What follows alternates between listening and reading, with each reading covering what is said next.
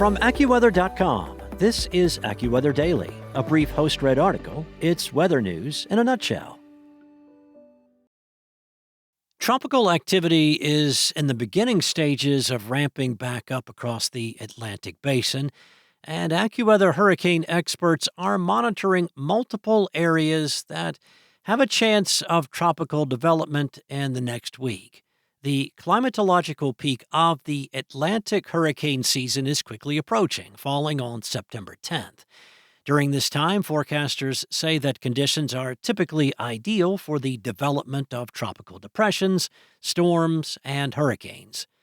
By this point in the season, the ocean has had plenty of time to heat up, resulting in higher chances for the development of storms.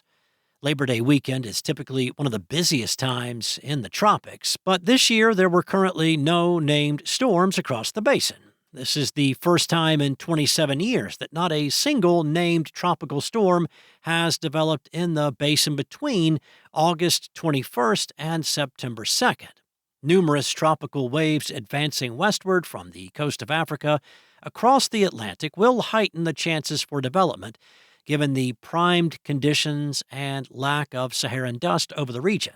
However, over the next week or so, one important factor will pose a challenge for any developing tropical features. Right now, wind shear is helping to prevent any quick organization of the tropical waves that are moving off of Africa. A reduction of this wind shear is forecast toward the middle of the month, which can allow for things to get much more active. Forecasters say that a La Niña pattern projected to emerge from September to November will also help to promote lower levels of wind shear across the Atlantic.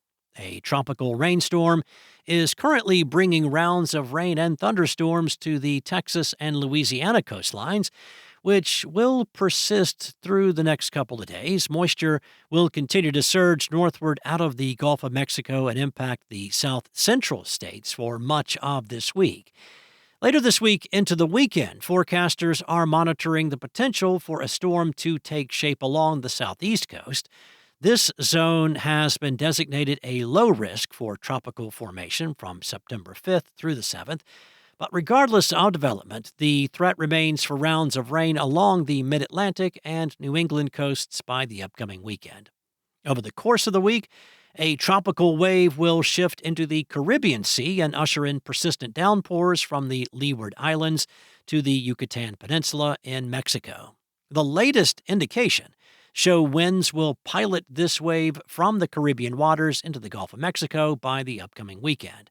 Interests in the Gulf and locations from the Texas coast to western Florida should closely monitor the progress of this upcoming feature. Any feature that forms within this corridor has a decent chance of strengthening over the warm Caribbean and Gulf waters.